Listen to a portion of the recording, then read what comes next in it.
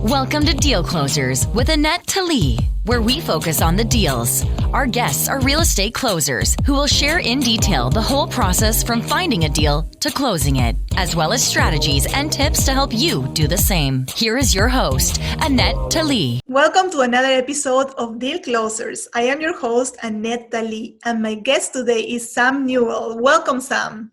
Hey, thanks for having me on. I am very excited to have you.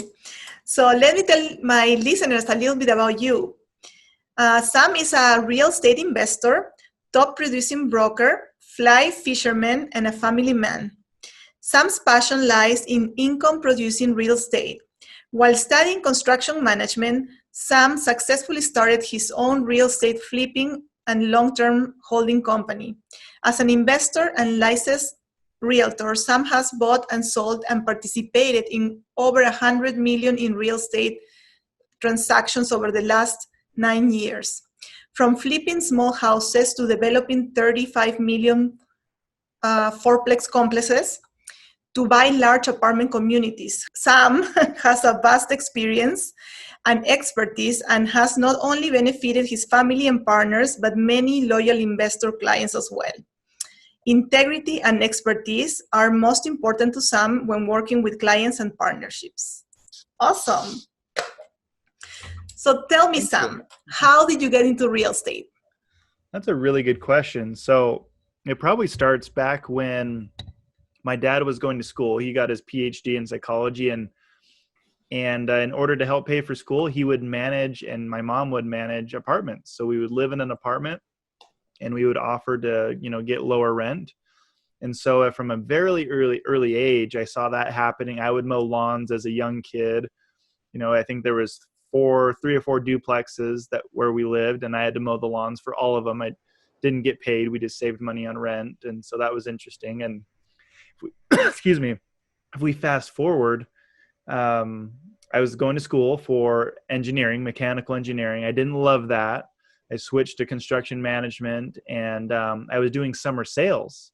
So I would study basically from September through April. I'd do my finals. And then I'd travel out wherever my company would send me to sell alarm systems, or later on I would sell pest control door to door. And that's how I paid for school. And I ended up being pretty good. I ended up making $40,000-$50,000 a summer, which was more than enough to pay for school, pay my tuition. Wow, that's pretty good. Yeah, it's not bad. At Brigham Young, tuition's very low. It's like, $2,300 a semester. So that's nice. And so in 2010, my buddy and I were talking about flipping. I had just gotten married in 2008, and we were tired of renting. And so we bought a house. We bought a disgusting, gross, just vacant house that was it was a great house, but it was nasty, had some issues. We paid $170,000 for it. We lived in it. So we house hacked it. If you are in bigger pockets, that's the big thing. We house hacked it. I didn't even know what house hacking was. And I didn't really know what I was going to sell it for. I just knew that in 2007, it had sold for $330,000. I bought it from the bank for $170,000. Wow. So I figured I couldn't lose, right? We were in the bottom of the market in 2010. Utah was doing okay, but still, there's a lot of people struggling. And we ended up fixing it, living in it, flipping it, and selling it for, I think, $250,000. I think it was like $247,000. So that was great. Good. Yeah. A lot of money for college kids. How much did you put in it? I think we only put, since we lived in it, that's the beauty of house hacking, is we only put 3.5% down on our mortgage. So I think we put $6,000 or $7,000 down. And then as far as money into it, I think I put about $20,000. I did most of the work myself. I know how to tile. I know how to paint, obviously, and that's not hard. I put heated floors in all the kitchen and all the tile areas. I did that all myself. And so when you do it yourself, it's not super expensive. And so yeah, I think I was maybe a little bit less than 30,000 into it. Oh, wow. That's incredible. Yeah. So after that, what happened? Well, we had a baby, and, my wife's parents were a little bit mad at me for living in a nasty flip. And then I made them even more mad at me because we moved into an even nastier duplex.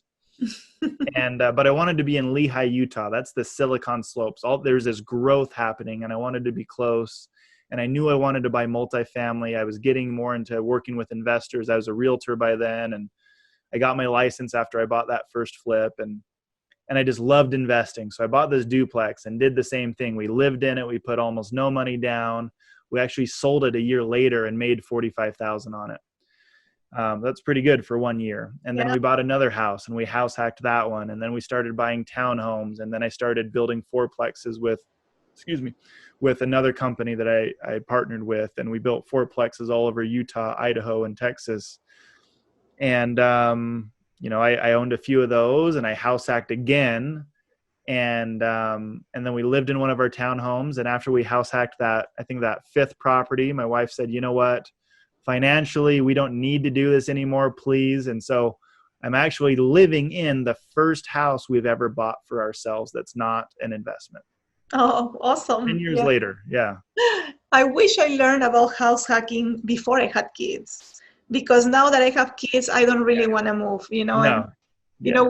I bought my house after I bought my first investment property. So we first bought something that was cash flowing, and then we bought our house. And then, you customize it the way you want it, because it was also really outdated. And now I don't want to move. I love it.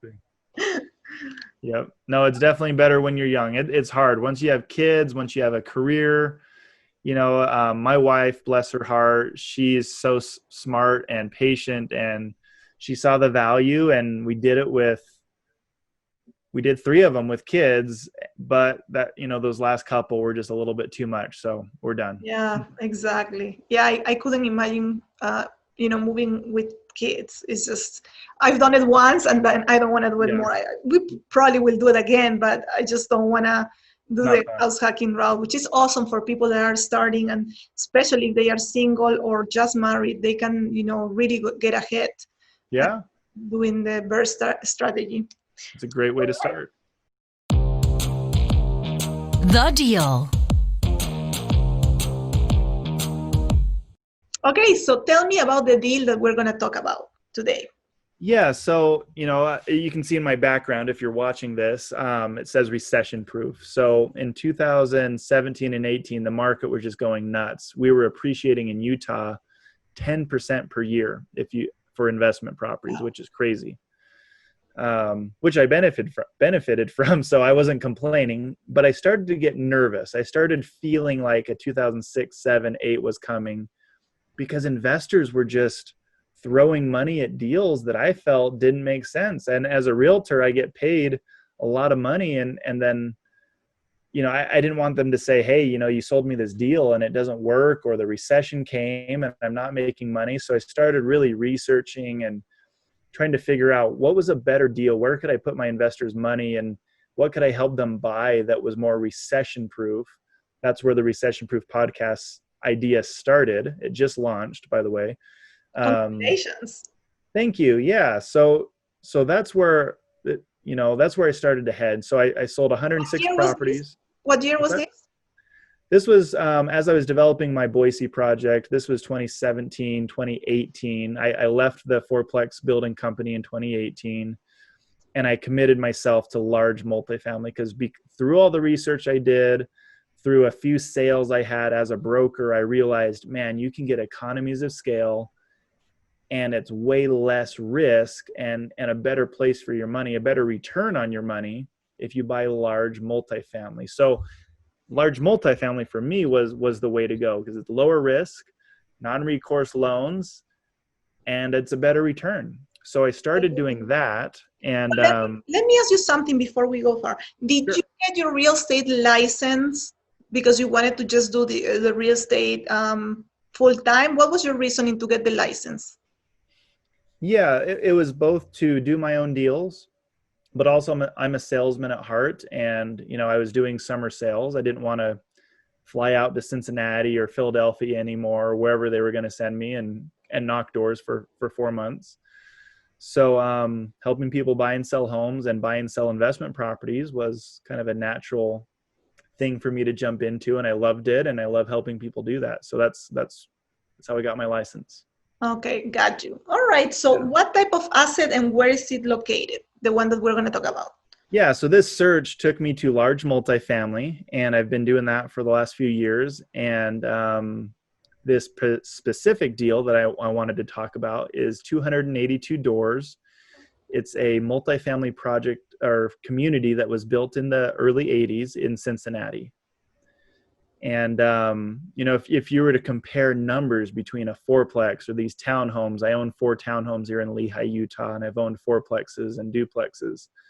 The returns are higher and the risk is lower. And that's what I absolutely love. And so when I'm teaching recession-proof real estate investing tips and teaching people and talking on my podcast, that's the ultimate combination: lower risk and higher returns. And it's also just less brain damage. When you're dealing with all these individual properties, you're running around trying to manage them. It's so much work. Whereas you can have an on-site property manager and maintenance guy, and you're not the one doing the work. If you're a doctor, like a lot of my clients are, or you're a surgeon or a CPA or anybody, you have your own career. And a lot of the times these real estate investors they burn out. They get frustrated and it becomes not worth the time and the effort. I mean, you're a property manager, so obviously people hired you because they didn't want to do it themselves, right? And it can be a full-time job. It is. It could be until it's stabilized, and then it's very easy, Yeah, absolutely. But yeah, now it's not so easy, right? With the pandemic, there's a lot of things going on. But all right, so how did you find this deal? So there's 2 ways that we focus on finding deals, and they're the 2 best for me. There's people that use mailers and use other ways and networking, but the 2 best ways I've always found deals is cold calling owners, just printing off lists and calling them, asking them if they want to sell, and then calling the brokers. So if there's a really good multifamily broker in Salt Lake, I'm going to call him and ask him what deals he has coming up. So we happened to call this broker in Cincinnati the day he listed this project, or the day before, day after. And he just happened to have this great deal for us. And there was a couple other interested parties. So the good news is you can still find good deals through brokers. It does happen. Most of the time you can't, but there are still some good deals to be had in this crazy, market that we've had going up for the last 10 years. Absolutely.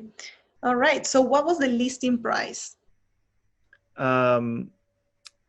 So I'm trying to remember if he actually listed it. I'm going to pull up the OM because so a lot of these bigger deals, they actually won't list it. So they'll actually say, no, there actually won't be a listing price. And they'll say, because they want the prices, the bids to come in as high as possible. Right. So let me pull it up really quick, and I can't even remember if he even listed it. So the other Cincinnati deal, and this is a question I ask all the time to brokers, is they won't include a price. And you'll say, okay, well, Mr. Broker, come on, give me some help. What do you think it's going to sell for? And of course they're saying, well, it's going to sell for 30 million. So that tells me if he's really accurate and he's good at marketing, maybe it will sell for 30 or maybe 31 or 32 million. But maybe if he's not doing a good job marketing, or it's not as good as the property as he's saying it is, maybe it'll go for 28, 29, 27 million. Right, but you are buying in an area where you are not located, right? So you Right. don't see the property until, you are doing the due diligence, or maybe you go before. So we'll call the property manager. We'll go on Google Maps and do the street view. So we'll virtually walk through the property. We'll secret shop it. And so I'll pretend like I'm a renter, and I'll call the property manager and I'll say, send me photos, or maybe they have photos online. So actually with technology today, you can do a ton of research. And so the purchase price on this one's $15.15 million. And I don't see a listing price. I don't remember if he actually listed it at a certain price or not. Most of the time on these bigger deals, there's no listing price. All right. So how did you negotiate it? I'm assuming that, you gave them your first offer and there was a little bit of a back and forth. Yeah. And actually what's cool about this deal is there was a prepayment penalty for the mortgage. And so one reason we actually got a little bit lower price than what the seller was originally wanting is we were okay assuming the loan. The interest rate on the loan's a little bit higher than we wanted, but it saved us money on the purchase price, saved us a good chunk of change. So that was part of the negotiations is, hey, we'll pay a little bit less, but we'll assume your loan, Mr. Seller, so that you don't have to pay that prepayment penalty, which was over $1 million to the bank. Oh, wow. That is good. Yeah. And the other people interested were not willing to do that, I'm assuming. I guess not. Yeah. They didn't tell us, but we won the bid. Awesome. All right. So how did you fund it and finance this deal? So we're actually still waiting to close, believe it or not. So we were ready. We had our money ready to go in March. Coronavirus hit. And as you know, interest rates dropped. So a typical month for Fannie Mae, Freddie Mac is about $5 billion in loans. That's how much they process. When the interest rates dropped, they got hit with $20 billion. And naturally, we got delayed. And then the shutdown happened and everyone got sent home. So now we were supposed to close at the latest, I think it was the first or second week in April. So now it's May and we're still not closed. And Freddie Mac is saying, hey, that's who the loan is with. That's who we're assuming the loan with. They said, hey, let's look at May's rents. Let's see how that goes. And we're going to delay you again. And there's so many delays going on. But aside from that, we're putting 30% down, and we have a 6-month contingency fund, which we have for all of our deals. So we won't do as many deals as a lot of people. There's investors, syndicators, fund managers out there that are buying 2 or 3 properties a month, or even 1 property a month is a lot. We typically look at 150 deals until we actually buy 1. And the reason for that is again, my recession proof, podcast and the whole idea behind that is we don't need to buy a bunch of properties. We need to buy really good properties where we can afford to have the occupancy drop. For coronavirus, a lot of people aren't able to pay rent. And we haven't seen May's numbers yet, but that may be below 90%. And that's going to hurt a lot of people. So part of how we buy properties is we have to be able to fund a 6-month contingency budget. Basically, if the rents don't come in, can we still pay all of the expenses? So that's what we do. It's a 4 to 6 month lump sum of money that goes in a bank account so that we can pay the expenses for up to 6 months. And so far, we haven't ever had to dip into that on any of our properties, but it's there. And then we also add a good chunk of change to that money every month to repair the property in case something happens. We had a tornado destroy one of our properties last year. We had a windstorm blow the roof off of our Dallas property. And until insurance could, send us the money, we had to fight insurance on those deals. We had that contingency fund. So we buy these things very conservatively, putting 30% plus down, using Fannie Mae or Freddie Mac loans, or maybe a local bank or whoever. And we raise the money through our investors. These are only accredited investors allowed in these deals. And our goal is just to be so conservative that no matter what happens, even it could get worse than 2008, our deals will still make money. And we do what's called a stress test. So I don't know, have you talked about stress testing much on the podcast? No. So tell people about it. I know what it is, but Yeah. So it's really important. If you're looking at a deal or a fund or a syndication and you ask that fund manager or that syndication operator what the stress test is and they don't have an answer for you, I would say run. Because what it says is, okay, what is the worst case scenario? Say 2008, we know that the average worst economic occupancy dropped to about 85%. And it didn't really get much worse than that. So that's a combination of rents dropping and physical occupancy dropping. So let's say we have another 2008 and we drop to 15% or drop to 85% economic occupancy. What does it look like? What does our deal look like? Well, we don't want to be sweating. We want to be able to sleep at night. We want our investors to be able to sleep at night. There's a lot of noise and talk going on around right now about certain fund managers not paying their investors for the next few months. I don't want to name names, but there's people that are really angry and upset and worried right now. That's what we want to avoid. So when we buy a deal, our stress test is 25%.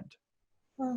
If our if our money coming in drops by 25%, does the deal still pay for itself before dipping into that 6-month contingency fund? The answer in all of our deals are yes. And that's why we buy less deals, because there's just not a lot of deals that can do that. But guess what? We sleep really well at night. We sleep really well. And so when coronavirus hit, our investors are emailing, calling us, panicking. Are you still going to buy this Cincinnati deal? And we're like, yeah, because it stress tests at 33%. So we could have the money coming in, the gross income drop by 33%, and it's still breaking even. We still don't have to dip into that contingency fund. And I would say a lot of fund managers and syndicators are closer to the 10% on their stress test because they want to do a deal. They want to make money. They want to buy a deal and take that investor's money and invest it and make their money. And we are much more long-term minded, and we want to make sure they pass these stress tests at least 25%. And everyone sleeps well at night. And Warren Buffett's number one rule is don't lose money. I've never lost money, and I don't intend to ever lose money on a real estate deal. It's just, there's no reason to. There's no reason to take unnecessary risks. Absolutely. So on this deal, what is your exit strategy? Once you close, hopefully soon, what is the plan? How long are you going to hold it? Great question. We'll hold it until we make an amazing return for our investors. So there are deals that we may sell in a year. That's very rare. But in an up market, you could, put some work into it, put a nice facelift on it, and you could sell it for an amazing, amazing profit. But our business plan for every property that we buy is 10 years. So goal number one is to buy it and do a cost segregation study, which means we accelerate the depreciation and we give our investors, our limited partners, a huge tax savings in year one. At the same time, we're going to basically remodel the units. The interior and exterior of that complex is going to get a facelift, and we're going to raise rents. The tenants are happy because usually we buy properties that don't look that great, so they don't mind paying extra rent. Some of them do, but most of them are very happy to have updated granite countertops and a pool that actually works. The Dallas property we bought, they hadn't had the pool open in 2 years. The Cincinnati deal that we're buying, I mean, there's tons of issues. It just doesn't look great on the exterior. There's walkways that were crumbling, and we're going to make it look a lot nicer. So in the first year, we're going to raise rents, probably the first 18 months. And then after about 3 years, we're going to refinance the property or do what's called a supplementary loan. And basically, it's a cash out refi. So if we've done all this work to the property, plus we've raised rents, and we bought it for $15 million, it's probably worth $20 million after 3 years. We've raised rents, we've increased the value, the cap rate. Anyways, so it's worth $20 million. We're going to pull out about 50% of the down payment and give it back to our limited partners. That reduces their risk, but it also allows them to compound their investment. So their percentage ownership in the deal does not change. Their cash flow will go down because if they put $100,000 in and we give them $50,000 back, we're only going to give them their 8% return on $50,000, but their equity is still growing by their same original percentage. But when we sell the deal, they still get a great paycheck and they can reinvest that money. So anyways, at year 3, we do that cash out refi. We give you back your $50,000 or 50% of whatever you invested. And then hopefully you reinvest with us again in another deal. Right. So that frees 3 years, money, right? To put money in a different investment. Yeah. And that's a tax-free event. That's a non-taxable event because it's not a sale. It's a cash out refi. So you don't have to pay taxes on that money. You go and reinvest it and you compound your money every 3 years instead of having your money tied up. Because if you gain equity on a property, like I have all these people that say, oh, well, I've made 100,000 on my house or my property. Well, yeah, but you're not doing anything with it. It's just sitting there. So you actually haven't made any money. You haven't realized a gain, and it's not earning you anything. So you might as well pull the money out and go put it in another safe, conservative investment that's going to make a lot of money. So our goal is to have at least a 15% yearly return on your money. And we're usually closer to 20% with tax savings, which sounds crazy. It's way better than the stock market, but if you look at the numbers, that's a legitimate return. And we want you to do that every 3 years. And in 10 years, we'll sell the property and do a 1031 exchange and take that money. Unless you want to pull the money out and, go buy yourself a car or something, we encourage you not to do that. We'll take that money and go buy another deal and start over. All right. So you were talking about increasing rents. What do you foresee in the next, after the pandemic happened? What do you see? Because I used to, I think the way that I was underwriting properties before the pandemic is a different way than what I'm underwriting right now, because 6 months ago, you could kind of foresee an increase in rents, right? Because the trend was that it was going up, right? But now, What are you seeing? Well, so here's the thing. It all depends on jobs. The cool thing about Cincinnati is Amazon just announced they're hiring another 100,000 employees. And Amazon is currently building a $1.5 billion air hub, the Cincinnati airport. 40 Amazon employees already live at our complex. Oh, wow. So we also have 3 hospitals within 15 minutes of that complex and the other complex that we're buying soon. So it really always depends on jobs. And that's why you don't buy in a one-horse town, or that's why you don't buy in a city let's say Memphis. Memphis is solely reliant on FedEx. Not solely, but that's a huge part of their economy. If FedEx leaves Memphis, you're going to be in trouble. So Boise, back in the last recession, they had mostly, BSU, the college, and then they had construction, and that's really all they had, and they got crushed. Or Vegas, they have all in entertainment jobs. And Orlando. Yeah. Orlando's getting more diverse though. They're doing much better now than just entertainment and stuff. So Cincinnati, Cleveland's making the cotton swabs and stuff for all the COVID tests. Atlanta has Delta, but they also have a huge diverse economy.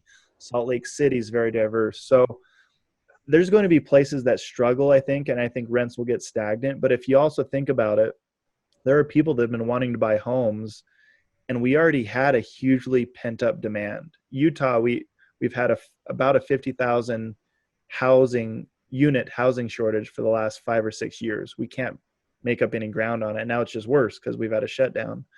So I think there's still a lot of pent-up demand, and I think rents may slow down, but I think they're going to continue to rise after this all kind of goes away, because there's a lot of demand and there's a lot of jobs that are still going to be in place. And unless, we lose a huge amount of jobs permanently, I think we're going to be just fine, and rents are going to go up. But you're right. You have to look at deals a little bit differently. So this other Cincinnati deal we were going to put under contract, the 140 doors, we told the seller, hey, we just have to pause until the shutdown's over.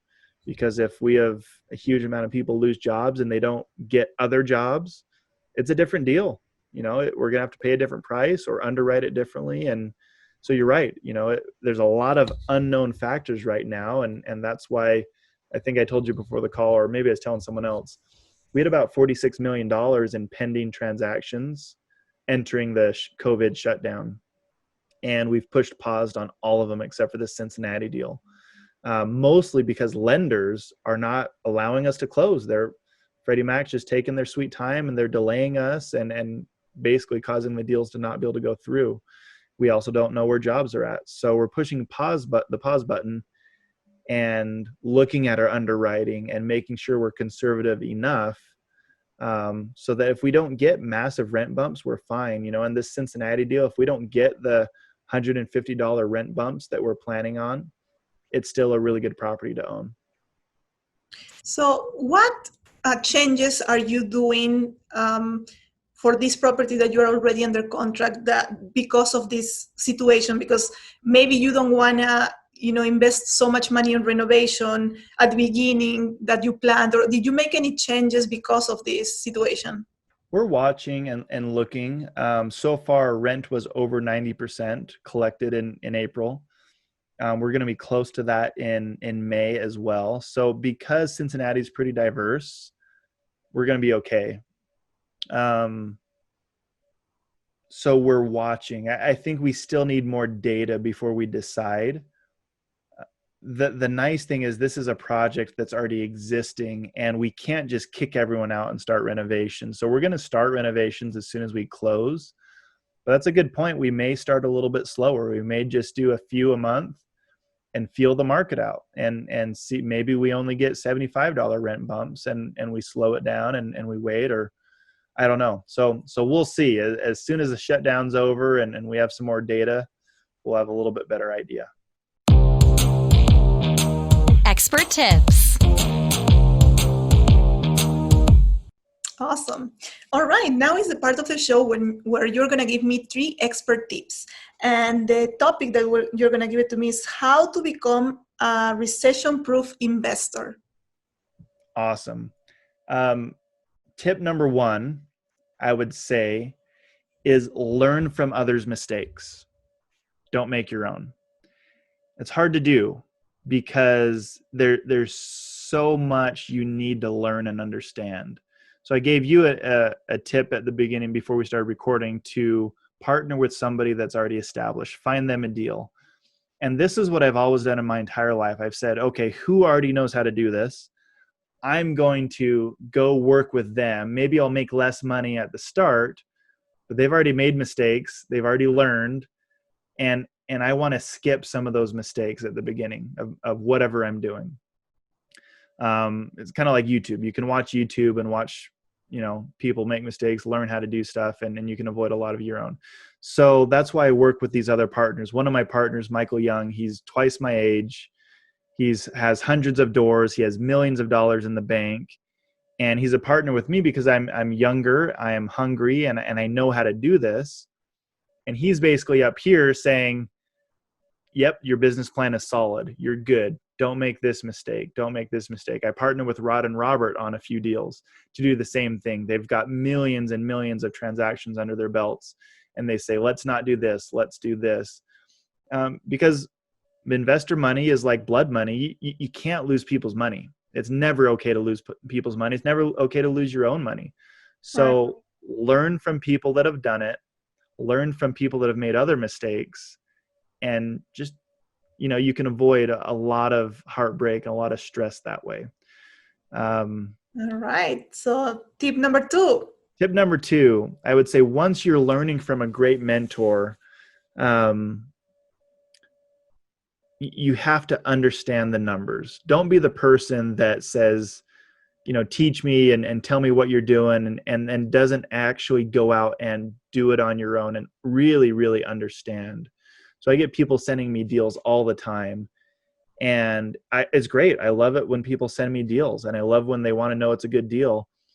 But there's so many free resources. So really understand the numbers of real estate, of the transaction. Understand what a cash-on-cash return is. Understand what a solid rent upside is. Understand how to do the research. And get nerdy. I mean, I joke a lot. My business partners are nerds. I'm a nerd. We look at spreadsheets a ton, and those are the people that make money. Warren Buffett is one of the biggest nerds in the world. As a kid, he was cataloging license plate numbers for fun.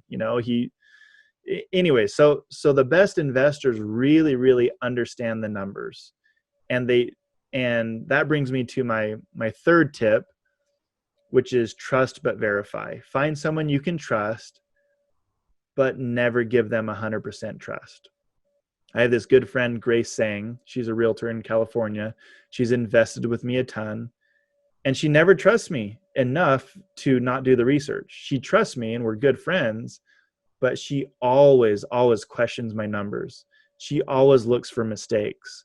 My business partner, Lyndon, he'll analyze a deal and I trust that it's a good deal, but I will comb through his numbers and his analysis, his underwriting, looking for mistakes, looking for errors, because,